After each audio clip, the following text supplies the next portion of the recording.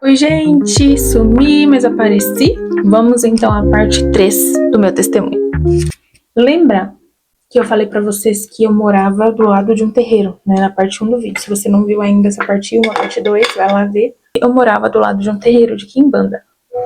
Passado um tempo, nós mudamos de casa e eu fiquei muito feliz, né, porque era um ambiente terrível.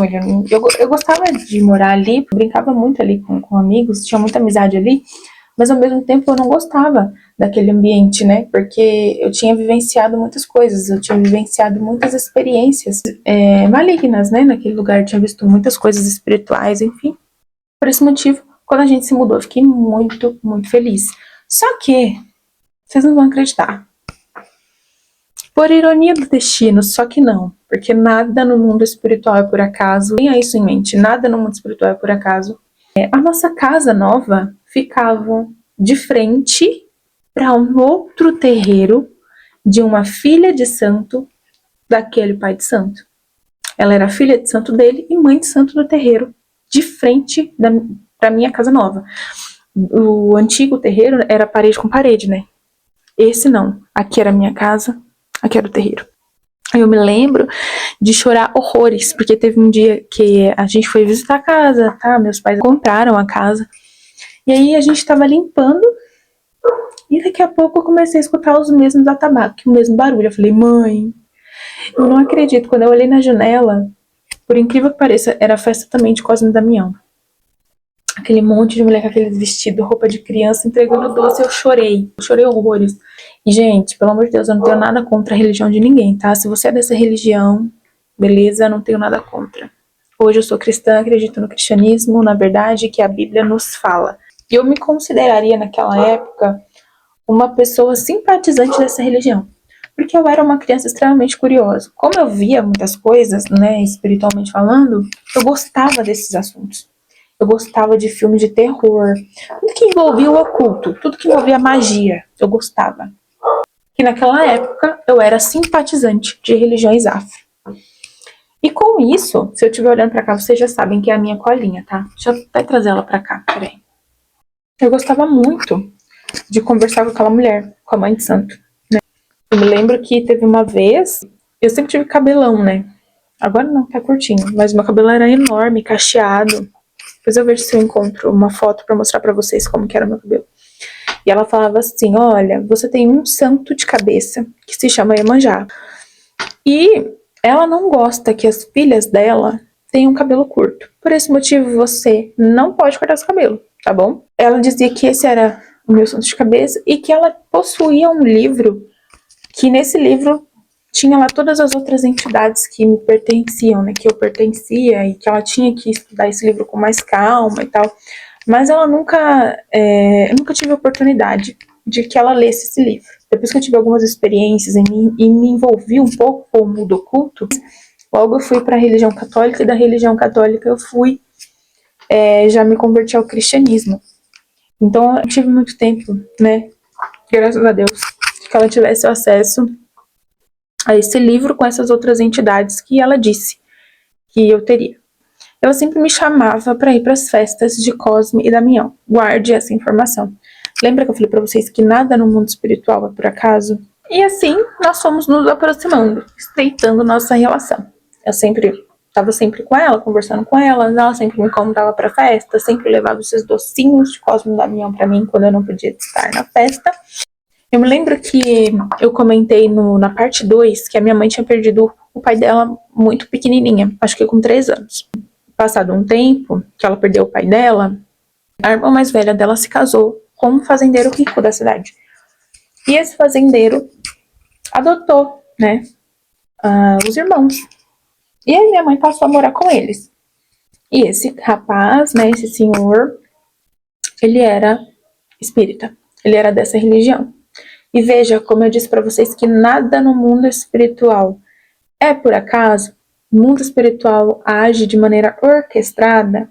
Esse cara era devoto de Cosme e Damião. Quando ele adota minha mãe, ele passa a ser o que? Autoridade sobre a minha mãe. Não é isso? Autoridade espiritual e paterna. Porque ele adotou ela, tá debaixo do teto dele. E a minha mãe conta que ele tinha até um quartinho reservado para essa entidade, porque ele era devoto deles, né? E a minha mãe diz constantemente, minha mãe conta que ele acendia velas, levava as oferendas nesse quartinho para essas entidades.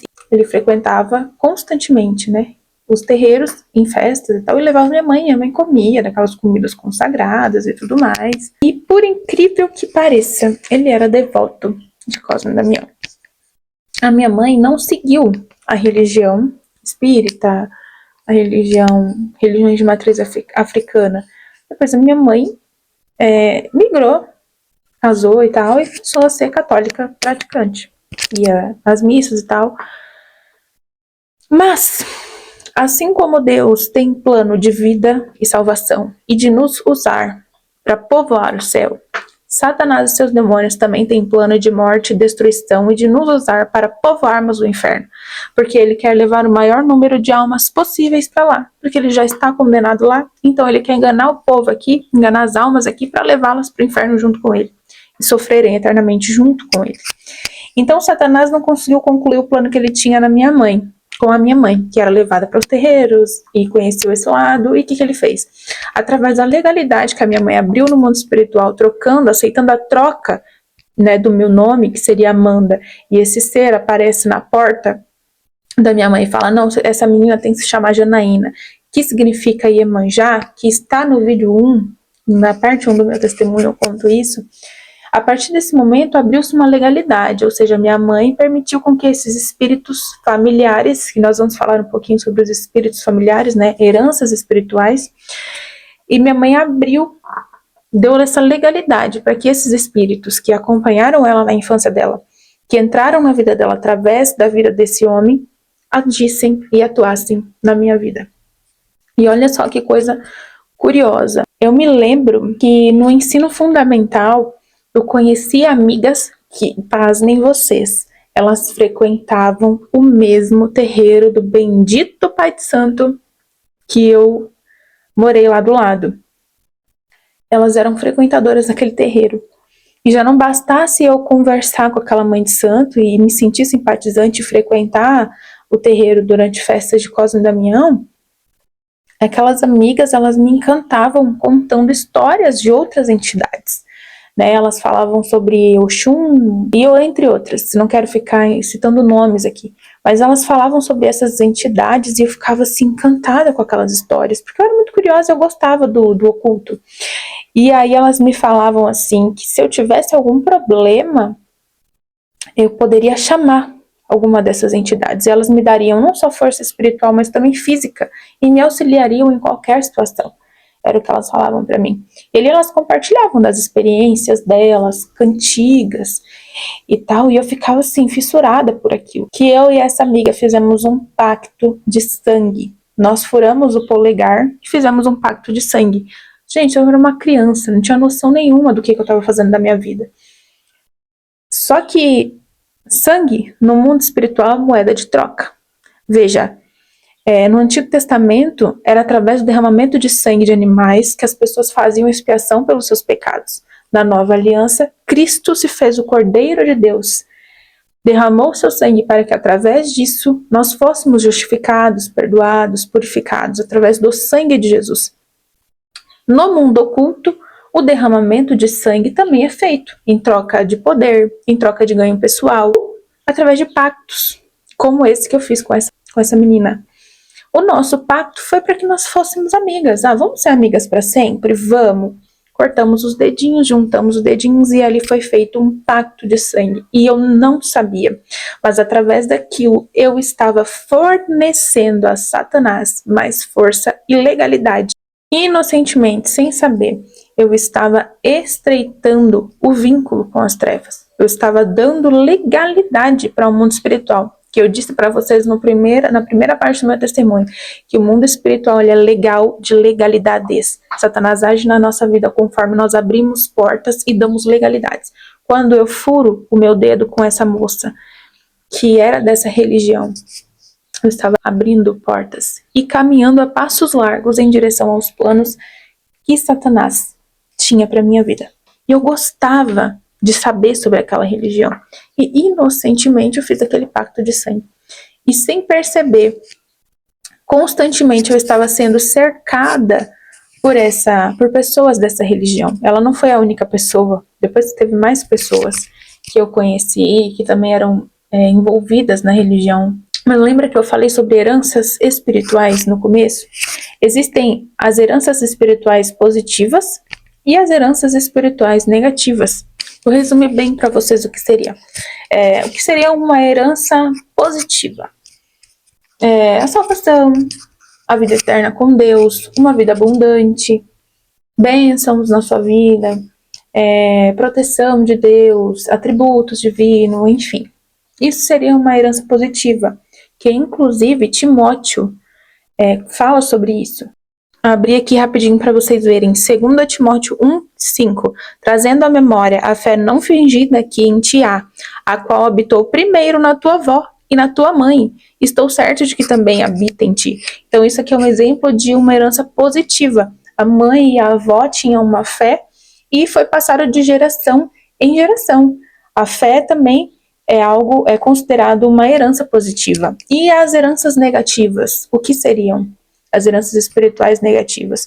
Elas podem se manifestar em padrões de vício alcoólico, de prostituição, instabilidade emocional, como divórcio, confusão nos relacionamentos, problemas financeiros, enfermidades graves e até mesmo... Você deve estar se perguntando, como que eu quebro isso? Cristo carregou as nossas maldições, Cristo se fez maldito por nós, mas essas heranças nós precisamos renunciar, esses espíritos nós precisamos expulsá-los. Quando teve guerra no céu, Satanás não saiu de mão beijada não, teve guerra no céu, ele teve que ser expulso do céu. Quem dirá das nossas vidas, né? Quem dirá nós meros mortais? Nós precisamos expulsá-los. E como é que nós fazemos isso? A gente chega lá, tá? Nós damos legalidades e abrimos portas no mundo espiritual quando nós vivemos em práticas pecaminosas, quando nós nos aliançamos com pessoas que nos afastam de Deus. Eu estava cada vez mais longe de Deus, dando autorização através das minhas ações pecaminosas, através das minhas atitudes, para que Satanás continuasse influenciando a minha vida. E hoje talvez você esteja vivendo um ciclo infindável de coisas ruins. E aí é hora de você parar e olhar para dentro de você e fazer essa autoanálise com a ajuda do Espírito Santo. Peça para que ele te mostre e busque com sinceridade isso, para que ele venha te mostrar o que você precisa confessar, o que você precisa renunciar. E se você for pegar o livro de Daniel, você vai ver que Daniel ele começa a se arrepender pelos pecados dos seus antepassados. Você pode achar isso uma heresia, uma loucura, mas não é. Porque o próprio Jesus depois vai falar isso com os fariseus. Vai falar que os fariseus estavam sendo culpados sim pelo sangue que foi derramado dos profetas de antigamente. E eles falam assim, a gente não é culpado de nada. Se a gente vivesse naquele tempo, a gente não teria feito isso. Jesus falou, não, o sangue deles clama sim. Vocês são culpados sim. Então... que você precisa renunciar e se arrepender e pedir perdão pelos pecados cometidos pela sua família. Sim, por conta das heranças, por conta dos espíritos familiares. E eles só saem quando nós nos arrependemos, através de um verdadeiro arrependimento, quebrantamento de coração.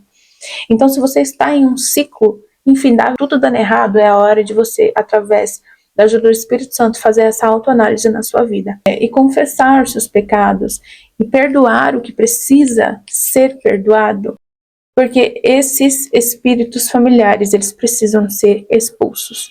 Lembra que eu tinha falado que eu gostava muito de assistir filme de terror e tudo que envolvia o ocultismo?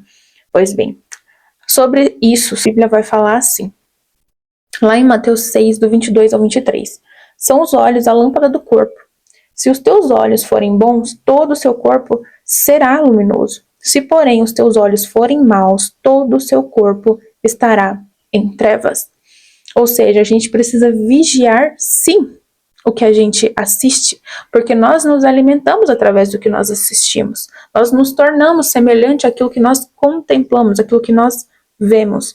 Então, se você é uma pessoa que gosta de assistir filme de terror e tudo que envolve o mundo oculto, vigia, porque você pode estar dando legalidade para Satanás agir, entrar na sua casa e influenciar a sua mente. Isso é muito sério.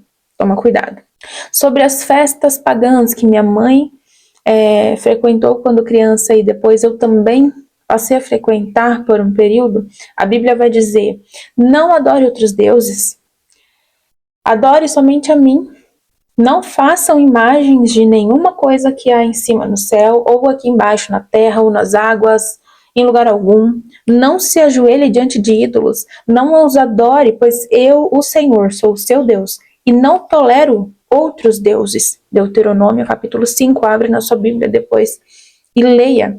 Sobre as más companhias, a Bíblia vai dizer em 1 Coríntios 15, 33, não vos enganeis, as más conversações corrompem os bons costumes.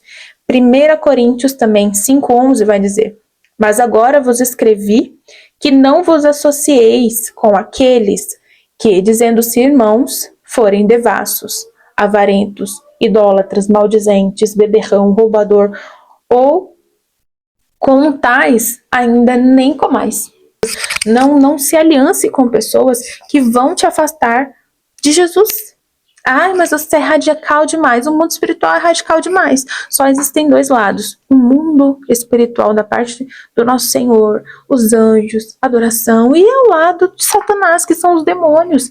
E a função de Satanás é uma só: te distanciar de Deus, levar a sua alma para o inferno. Se ele não puder levar a sua alma para o inferno porque você é um crente salvo, ele vai te aprisionar para que você não tenha a vida abundante que o Senhor quer que você tenha enquanto você estiver aqui na terra. Nós precisamos vigiar nas nossas ações, porque o nosso adversário, ele é um ser milenar. Ele conhece bem o ser humano. Gente, ele está nesse mundo desde que o primeiro ser humano foi criado. Ele sabe, ele conhece as suas fraquezas melhor do que você mesmo. Ele sabe exatamente aonde pegar você. E o único objetivo de Satanás é nos manter longe de Deus. E ele é capaz de nos destruir. Ele não brinca em serviço. Portanto, não brinque de ser cristão. Tudo isso que eu falei, heranças espirituais, isso não tem a ver com salvação. Você pode ser um crente salvo e, infelizmente, ainda estar aprisionado em prisões espirituais que Satanás pode estar te mantendo. Então faça uma autoanálise através do Espírito Santo na sua vida. Peça para que ele te mostre. Ainda vem muito mais coisas. Aqui eu ainda nem cheguei na fase da adolescência, tá? E quero também trazer um spoiler, que essa mãe de santo... será que eu conto agora? Depois de muitos anos eu convertida, essa mãe de santo... Não, eu vou contar assim, só por cima, e depois eu conto detalhadamente. Ela foi bater na porta da minha casa, falando que não queria mais servir essa religião, depois de 33 anos sendo mãe de santo. E o Senhor usou a minha vida, e depois essa história, deu uma reviravolta. Não perde os próximos capítulos. Bom, então por hoje é isso. Me conta se você já viveu algo parecido. Se você gostou, deixa o seu like, já me segue lá nas redes sociais. E até o próximo vídeo.